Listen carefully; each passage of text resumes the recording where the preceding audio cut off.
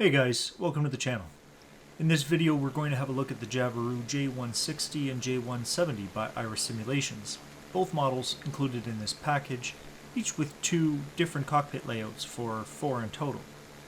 So this was an aircraft I was unfamiliar with and is an Australian ultralight trainer manufactured in Queensland. It's a single engine high wing with struts and fixed tricycle landing gear with 2 seats in a side-by-side configuration. It's completely composite, and the 160 variant has an 80 horsepower 4-stroke engine. The J-170 variant was derived from the 160 and another Jabiru aircraft with the larger elevator to give it a better climb rate at higher altitudes and a different wing with winglets, and was designed to comply with the US light sport aircraft market. The power plant of the J-170 is also a 4-stroke engine with 85 horsepower, but with a higher service ceiling of 15,000 feet from the 10,000 foot ceiling of the 160. This package sells for $34 Australian dollars, or about $24 US dollars on OrbX and a few other retailers that, to be honest, I don't feel like mentioning until I finished my current dealings with them. This package also comes with an extra bush trip around Australia, which is very nice. Also included is a very nice and detailed manual written by Iris and specific to this model that is a nice detail and explains many of the systems. Many models sort of recycle real-life manuals that, unless your model is study level, doesn't always apply very well. I have to say this is one of the nicer manuals I've seen and an important detail in this model. The exterior model is very nice. We are looking at the J-160 variant here, and I don't have any complaints.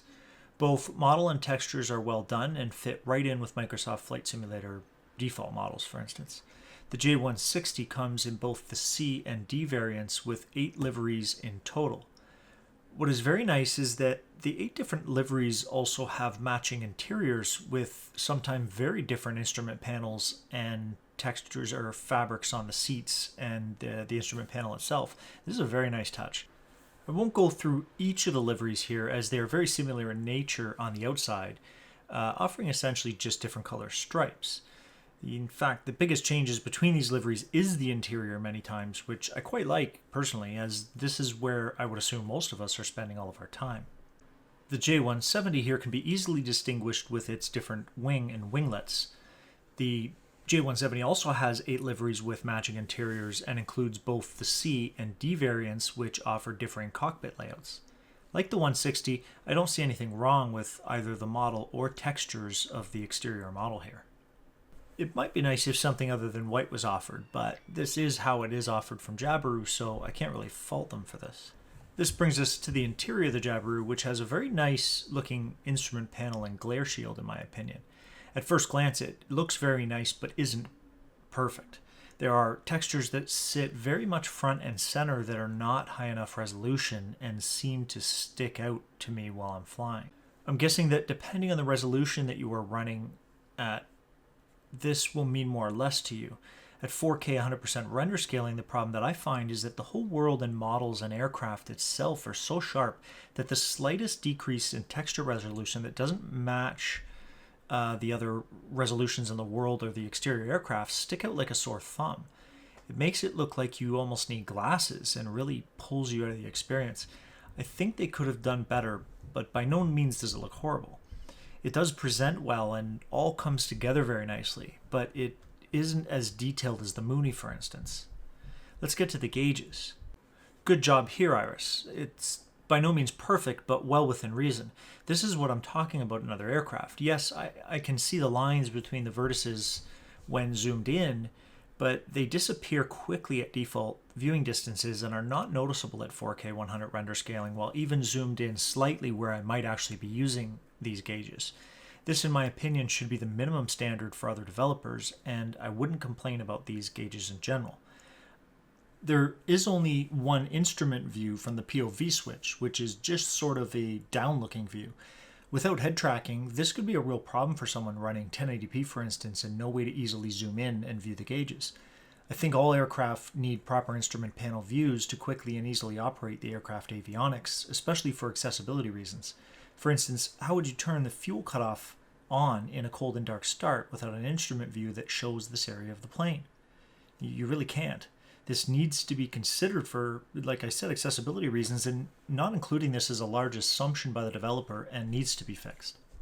Here are the 4 instrument panel variants in both the 160 and 170, each offering something different from full steam gauges to an electronic flight instrument system with autopilot. Multiple variants of this aircraft along with variations of each of those are a very nice touch. Anyone who learned to fly on an EFIS system probably doesn't understand the appeal of steam gauges for those of us who didn't have any other options. I personally prefer steam gauges in a smaller aircraft like this, while recognizing that it's hard to beat the reduced workload in a TBM with a G3000 when things are coming at you much faster. Either way, having choice is always a good thing, and we have plenty of it here. So let's start cold and dark and have a look at some of the options provided to us by Iris. On our iPad here, you can see that we have the option to add or remove both pilot and co-pilot for the external model views. It's also nice that the co-pilot is visible while in the cockpit. She also speaks about the perfect amount. You can add or remove the wheel spats on the aircraft. The doors open and close, although the sound isn't different when they are open. It's definitely a nice detail when it does, and sort of speaks to the amount of effort a developer may put into the model in general, but I personally don't get stuck on this detail as I've never really played with these things personally, and I really only care how it sounds when it's in flight and at idle and on the ground. All the control surfaces are animated properly as far as I can tell: flaps, ailerons, elevators, and rudders. I really like being able to change the prop. That is a nice feature. On small aircraft especially, it'd be really nice if there were different pitched props that would affect performance and flight model, but of course these don't and are purely visual. I didn't run into any trouble starting this through its proper procedures, and it's very simple to do so from cold and dark. But during a final run through of some of the items for this review, I did run into an issue where I couldn't start it from cold and dark with the Control+E shortcut. After I've confirmed all systems with multiple cold and dark procedural starts, I usually just use Control-E to get what I'm doing, or get to what I'm doing quickly. And I have confirmed that on a cold and dark start, it will not start using the shortcut. So this also needs to be fixed, especially if a user is getting frustrated with figuring out how to start it on the ramp, or users who may want to start on the ramp and not go through those start procedures. Right now, it won't start. I'm not sure how modeled some of these systems are. A high wing with a fuel pump leads me to believe that this is fuel injected, although it doesn't have any trouble starting with or without the fuel pump. So I think the fuel pump switch may just trigger a sound so that it sounds like it's running, and probably isn't modeled at all. Talking about the systems, they all seem to work, even though I question the level that they are modeled at, but are basic anyways, and the GPS is the default system. That isn't necessarily a bad thing, but worth a mention. Very nicely, there are a large number of complete checklists that follow the real-life aircraft procedures. They aren't the new Microsoft Flight Sim checklists that allow you to find where the appropriate item is. For instance, if you didn't know where the fuel cutoff was on the floor, you may have trouble finding it. It's a big step forward to have this many detailed checklists in the sim, so I commend the developer for that, but for beginners, it would be nice to include the switch and system avionics highlight feature that the MSFS system allows.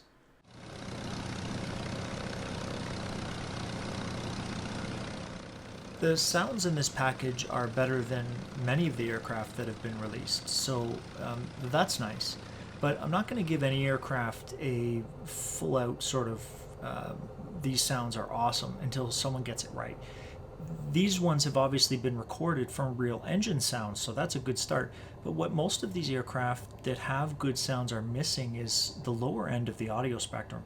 This throatiness at lower RPMs and even rattles that the aircraft experiences when you're at a lower RPM in something this small, I think it probably has to do with the recording equipment used to sample these sounds, or maybe the post-processing, but they really need to widen the dynamic range of these to include that lower end of the spectrum. It sounds much better at higher RPM, so most of your flight it sounds pretty good.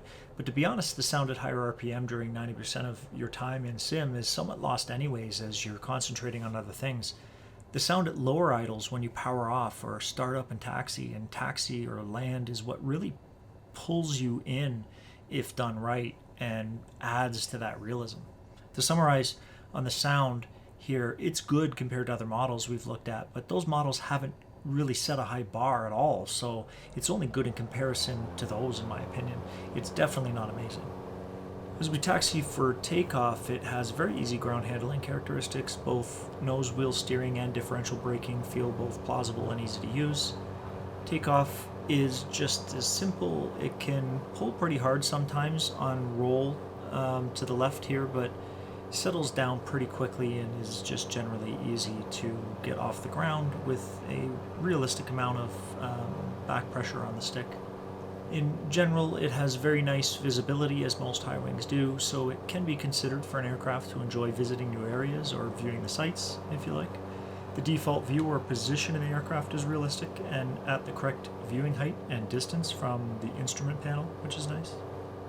Steady flight is fine. It's easy enough to trim. I was hands-off stick pretty easily for those that may be flying this without the autopilot variant. The flight model. It isn't very good and definitely needs some work. It can feel plausible during regular flight, so keep that in mind. It may not affect your flying style or concerns, but let's get into some of the details here. Coordinated turns are really non-existent in this aircraft, as almost no rudder input is needed, although in fairness seems to be a problem across the sim. So I only mention this because as soon as one aircraft gets this right, we'll be able to judge all of these past reviews by it. At the moment, I won't consider this as a negative. Slips and skids seem plausible as much as any aircraft. Roll in this aircraft is definitely off. I'm unfamiliar with the Jabiru personally and realize it's an ultralight, so it won't have the weight of a Cessna, for instance, but this thing stops on a dime when you stop giving it aileron input. I noticed it almost immediately, as if it felt like every time I stopped the roll input, it seemed like it gave a bit of opposite roll input to quickly stop the momentum, like you might do in a stunt plane for snap rolls, for instance. Less weight will give you less inertia or momentum in the roll when you release the input, but this is instant and just doesn't feel real.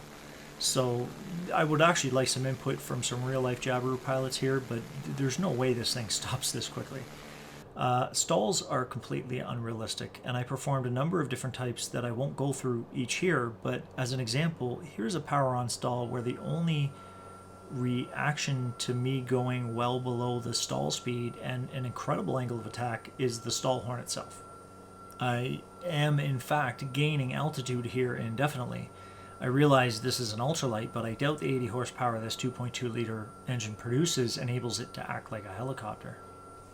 The cockpit at night is your standard fare for this type of aircraft. It's not really anything but a VFR aircraft, so if you're planning to fly at night, I would definitely want to be in the EFIS variant, as the screens are obviously backlit and easy to read.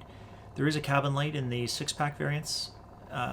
Actually, these are more like 5-packs, as there isn't any artificial horizon in one of them, but you get the drift. This isn't really a mark against it, and more the design of the aircraft. Lastly, we bring this in for a landing easy enough. It gets a little touchy well before full landing configuration stall speed, and almost feels like it's modeled to stall closer to its clean configuration V-speeds, even with full flaps. But either way, it's not a difficult aircraft to land, and seems to touch down just fine and roll out just the same. I don't really have any complaints on landing other than it's a touch squirrely. It feels like you're in higher winds than you actually are, because it does become more difficult to fly. It's quite possible that these characteristics are exhibited because it is so light. Let's conclude. It's a nice model from a 3D modeling perspective. Some of the more apparent interior textures need an upgrade, but as an overall picture look nice and come together well with nice gauges. The flight model definitely needs work, but may not hinder sightseers. I do like the multiple variants and cockpit options. I don't know if this aircraft offers you anything so different or greater than the default GAs in MSFS already though, like the Coronado 182. Unless you are specifically a fan of this aircraft or own one, it's not something I'd be running out to buy. It does have steam gauges and an electronic instrument flight system, so that helps its appeal. I don't have any screaming complaints about this aircraft, but there are enough smaller complaints to add up here, and at the same time, nothing that I want to rave about either. It's a nice aircraft for exploring, But if you're looking for an aircraft to explore, and there are plenty defaults that fulfill this already, or the Long Easy, which has superior visibility even with a low wing as it sits so far back and is quicker and more unique. I find this aircraft sort of just sits in the middle with kind of a mediocre rating, as that might go. It's just okay no matter how nice it may look. Personally, I doubt I'll ever fly it again unless I'm looking to see what changes come with a future update, and I doubt many buyers are going to find a lot in this model outside its visuals. Personally, I would pass on this aircraft, but I know I'm going to take a little bit of flack from the Jabiru owners on this. I do welcome your input, though, from your real-life experience in a Jabiru if you have any, and know my viewers appreciate it also, even if it is in the form of criticism towards this review. I'd like this channel to be a community voice for everyone, even if it does speak out against mine. I would like to digress as I finish this review and speak to my subscribers, but warn anyone casually viewing this that the review ends here, as to not waste any of your time. With that, guys, I appreciate the support that you guys have shown me in my prior video, the King Air 350i Extremely Shady. It was a video that I had a lot of reservations about posting, including concerns about having gotten it wrong and the type and seriousness of the accusations I was making against both developer and multiple e-tailers. You hear other channels all the time thanking their supporters, and I always felt that, of course, that is just something that is nice to say. But I can truly say that it wasn't until the comments from you guys came flooding in after posting that video that my reservations disappeared, which allowed me to be steadfast in exposing these deceitful vendors and continue that interaction with them. I will post an update video about them later, but wanted to offer you my sincere gratitude for what may seem like something small, but en masse in such a large group, your comments and support meant everything. And I thank you. And I hope to see you in the next video.